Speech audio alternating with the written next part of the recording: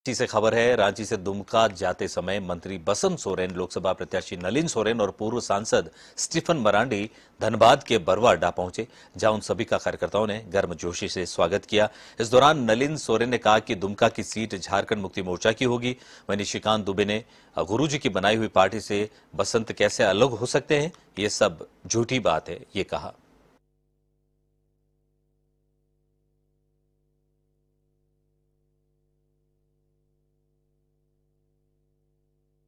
मुक्ति मोर्चा जो इस बार का जीत होगा ना, बहुत अच्छे ढंग से अच्छा मत से जीतेगा, ये बात निश्चित है, इसमें कहीं दो मत नहीं। भाजपा तो हमलावर वो विरोध में, अभी हम लोग के विरोध में है ना, वो अपना बोलेगा ही, लेकिन उससे कुछ आने जाने को नहीं है।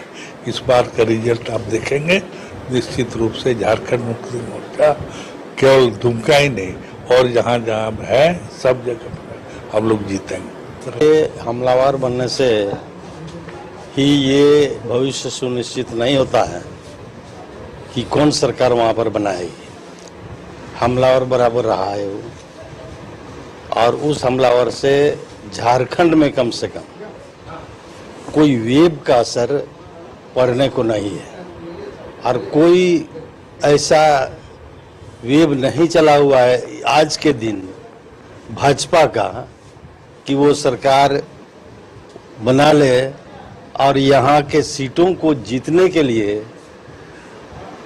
आगामी 10 दिनों के भीतर दो बड़े पर्व सरहुल और ईद आने वाली है। अनुमान है कि 11 अप्रैल को ही ईद और सरहुल दोनों ही मनाए जाएंगे। इसके मद्देनजर सुरक्षा के दृष्टिकोण से रांची पुलिस व्यापक स्तर पर तैयारी कर रही है।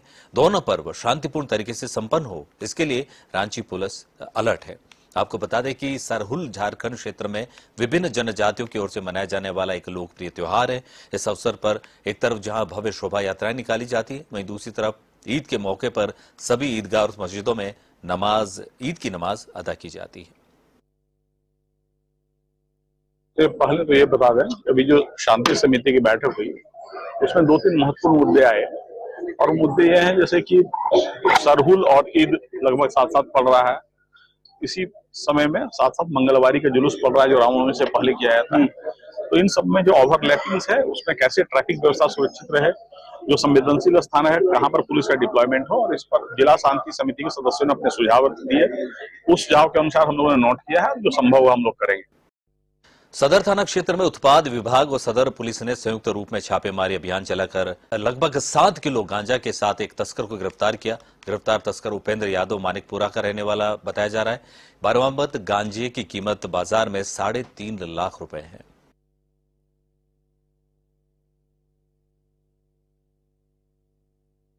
बोकारो के बालीडीह थाना क्षेत्र के बियाड़ा में अवैध अंग्रेजी शराब की फैक्ट्री के मिलने के बाद पुलिस हरकत में आई। इस मामले में एक एसआईटी टीम का गठन किया गया, जिसके आधार पर मुख्य आरोपी सहित इस अवैध फैक्ट्री को संचालित करने वाले आरोपियों विशाल, रितेश और रमेश को पुलिस ने पकड़कर जेल भेज दिया।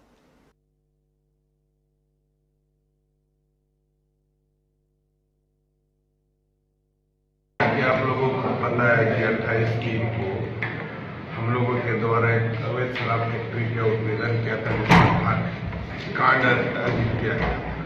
उस संबंध में हम लोगों के द्वारा पूर्व में 2 अभियुक्तों को गिरफ्तार कर न्यायिक हिरासत में भेजे। पुलिस अधीक्षक महोदय के द्वारा खुद मॉनिटर किया जा रहा है कि आगे क्या करना है। उसके लिए एक एसआईटी टीम का गठन किया गया है मेरे नेतृत्व में, और हम लोग पुलिस अधीक्षक के निर्देश पर लगातार छापेमारी करें। इसी क्रम में हम लोगों के द्वारा 3 अभियुक्त इसमें शामिल जो थे उसको हम लोगों ने पकड़ने में सफलता मिला है, जिसमें एक विशाल सिंह, दूसरा रितेश कुमार सिंह और रमेश कुमार महतो। विशाल सिंह और रितेश कुमार सिंह दोनों भाई हैं, और एक रमेश कुमार महतो ये इलेक्ट्रिशियन है। इन लोगों का शराब फैक्ट्री में सभी की भागीदारी थी। इन लोगों को वर्क का डिस्ट्रीब्यूशन करना लोकसभा चुनाव का बिगुल बजने के बाद सभी दल के प्रत्याशी चुनावी मैदान में उतर चुके हैं। वहीं हरिद्वार लोकसभा सीट से भाजपा प्रत्याशी त्रिवेंद्र सिंह रावत चुनावी मैदान में हैं, तो वहीं कांग्रेस से पूर्व मुख्यमंत्री हरीश रावत के पुत्र वीरेंद्र रावत चुनावी रण में उतरे हुए हैं। अल्पसंख्यक कांग्रेस के जिलाध्यक्ष मरगूब कुरैशी ने कहा कि जनपद लोकसभा सीट पर कांग्रेस के मजबूत दावेदार है। मुस्लिम समाज के वोट कांग्रेस की झोली में जाएंगे। वहीं कांग्रेस के पूर्व राज्य मंत्री आदित्य राणा ने कहा कि भाजपा सरकार ने केवल जनता को ठगा है। बेरोजगारी बढ़ी है, रोजगार के लिए युवा तरस रहे हैं। कांग्रेस पार्टी है वो हमेशा सबको साथ लेके चलती है और हमेशा से जो है जब भाईचारे के पैगाम की बात आती है, मोहब्बत की बात आती है, आज राहुल गांधी जी लगे हुए हैं और वो सबको साथ ले चलने में और मुस्लिम भाइयों को गले लगाने में रहती है। जबकि भाजपा जो है वो धर्म को बांटने में, डिवाइड करने में, नफरत फैलाने में उनकी ये विचारधारा है। निश्चित रूप से मुस्लिम भाई जो है वो हमारे जो है हरीश रावत जी की ओर से और देख रहे हैं और हरीश रावत जी का बहुत सम्मान करता है हरिद्वार का जो मुसलमान भाई है, और रावत जी भी मुसलमान भाइयों के लिए हमेशा तत्पर रहते हैं। मुस्लिम समाज ही नहीं, आज लोकसभा चुनाव बिल्कुल सर के ऊपर है। 19 तारीख को चुनाव होना है और 19 तारीख को पूरे देश की जनता ने मन बना लिया है कांग्रेस के पक्ष में वोट करने के लिए। आज जनता भारतीय जनता पार्टी से, देश की पूरी जनता त्रस्त है, दुखी है, चूंकि महंगाई चरम पर है और महिला सुरक्षा जो उन्होंने वादे किए थे भारतीय जनता पार्टी ने कि महिलाओं को सुरक्षा देंगे, आज महिलाओं के देख लीजिए, अनीता कंडारी को देख लीजिए, मणिपुर का कांड देख लीजिए, पूरा देश झकझोर करके रख दिया। बीजेपी के राष्ट्रीय प्रवक्ता जेएमएम पर निशाना साधा और उन्होंने कहा है कि जेएमएम का अर्थ है जमीन मारो मोर्चा। वहीं इस वक्त हमारे साथ जेएमएम से मनोज पांडे जी जुड़ चुके हैं, मैं उनसे बात करती हूँ। क्या कुछ कहेंगे सर? जेएमएम को अब उन्होंने बताया है जमीन मारो मोर्चा। देखिए, बीजेपी को बहुत सारे नामों से देश की जनता जानती है जी। उसमें सबसे बड़ा जो उनका फुल फॉर्म है वो बड़का झूठा पार्टी जी। सिर्फ झूठ बोलते हैं, जुमले बोलते हैं, वो जुमला पार्टी, बड़ी जुमला पार्टी। साथ में जितने भी अधिकारी या बलात्कारी इनकी पार्टी में, इनकी पार्टी के नेता जिन पर आरोप लगे जी। तो बहुत सारे लोग इनको बोलने लगे बलात्कारी जनता पार्टी। वैसे दल के नेता रांची में आते हैं, झारखंड में आते हैं, जिनको झारखंड का झ पता नहीं जी। आयातित नेता, दल बदलू नेता, इस पार्टी से उस पार्टी, उस पार्टी से उस पार्टी जाने का इतिहास जिनका रहा है, वो आकर यहाँ बड़ी बड़ी बातें करते हैं। जमीन मारो मोर्चा, ये अटपटा भी लगा, ये ठीक सेट भी नहीं हुआ जी, जी, जी। लेकिन कुछ बोलना है तो बोल देना है। झारखंड अलग राज्य किया, हम लोगों ने किया, जिन्होंने एक लाठियां भी नहीं खाई वो इस तरह की बातें करते हैं, बड़ा हास्यास्पद लगता है। झारखंड में कई लोगों ने शहादत दी, उन शहीदों का ये अपमान करते हैं। झारखंड रातों रात नहीं बना, झारखंड के लिए एक लंबी इतिहास है।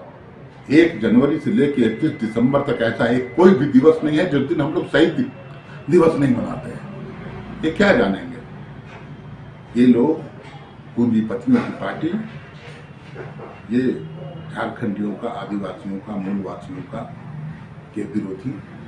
इनको 17 साल किसी तरह राज्य इन्होंने कर लिया, इनकी पारी अब खत्म हो चुकी है। अब झारखंडी आवाम इनको सत्ता से बेदखल करने को तैयार है, बेचैनी उसी। सर वही दूसरी ओर मैं सवाल करूंगी सर कि ये जो पिंटू जो मुख्यमंत्री के बहुत करीबी माने जाते, सलाहकार भी माने जाते हैं, तो उनका कहना है कि उन्हें अब जान का खतरा बनाया है क्योंकि वो सरकारी गवाह बन गए हैं। उन्हें जान की मारने की धमकी भी दी जा रही है लगातार। मुझे लगता है वो झारखंड के डीजीपी हैं कि किस हैसियत से उन्होंने इस तरह की बातें बोली। ये ओछी मानसिकता वाले लोग हल्की बातें करते हैं। कैसे उनको पता चल गया उनकी जान को खतरा है? कहीं कुछ आपका ही षड्यंत्र तो नहीं है? राज्य सरकार को बदनाम करने के लिए कुछ आपने प्लानिंग तो नहीं बना रखा? वो हमारे पार्टी के हैं। जो भी आरोप उन पर है वो सब जुडिस है मामला, उस पर अभी हम लोग कुछ बोलना भी नहीं चाहेंगे। लेकिन इस तरह से बाहर के नेतागण आके झारखंड में उन बातें करते हैं, मुझे लगता है इसका कोई जवाब देना भी उचित हम लोग नहीं समझते। जी वही सर, दूसरी बात मैं करूंगी आपसे कि अब जिस तरह से बीजेपी चुनाव की तैयारी कर रही है, हर गठबंधन भी अपने चुनाव की तैयारी कर रही है, लेकिन बीजेपी का कहना है कि सिर्फ और सिर्फ मोदी की ही गारंटी चलेगी। गारंटी है क्या मोदी? जी गारंटी कहीं दिखता है क्या? गारंटी होती तो 15 लाख रुपए तो मिल गए होते आप अकाउंट में। गारंटी होती तो 2 करोड़ रोजगार हर वर्ष देने की बात निश्चित रूप से मिल गई होती युवाओं को रोजगार। पेट्रोल डीजल सस्ते होते, रुपया मजबूत होता, हमारी अंतर्राष्ट्रीय सीमाएं सुरक्षित होती, आज किसानों का कर्ज माफ हो जाता, पूंजीपति यहां से पैसे लेकर चंपत हो गए, मेहुल सरीखे भाई लोग। गारंटी उनकी यही है कि कैसे पूंजीपतियों को लाभ पहुंचाया जाए, कैसे महंगाई को और बढ़ाया जाए, कैसे हम भ्रष्टाचार, जो इलेक्टोरल बॉन्ड के माध्यम से भ्रष्टाचार आपने देखा, पूरे विश्व का सबसे बड़ा स्कैम। ये बात हम लोग नहीं बोल रहे हैं, निर्मला सीतारमण के पति का बोलना है, उनके पार्टी के लोग ये बोल रहे हैं। तो गारंटी भ्रष्टाचार की है, गारंटी महंगाई की है, गारंटी उद्योगपतियों पूंजीपतियों को लाभ पहुंचाने की है, गारंटी किसानों पर गोलियां चलवाने की है, गारंटी छात्रों को रोजगार छीनने की। सभी लोग जानते हैं। जी तो इस वक्त हमारे साथ जुड़े थे मनोज पांडे जी, जिन्होंने बताया कि गारंटी की अगर बीजेपी सरकार बात करती है तो वो भ्रष्टाचार की गारंटी की बात करती है, लूट की खसोट की बात करती है, किसानों की हक अधिकार की बात नहीं करती है। और कहीं ना कहीं उन्होंने जेएमएम का जिस तरह से नामकरण दिया गया जमीन मारो मोर्चा, उन्होंने उसे आज शब्द भी बताया। उनका कहना है ये बिल्कुल उलूल जुलूल की बात।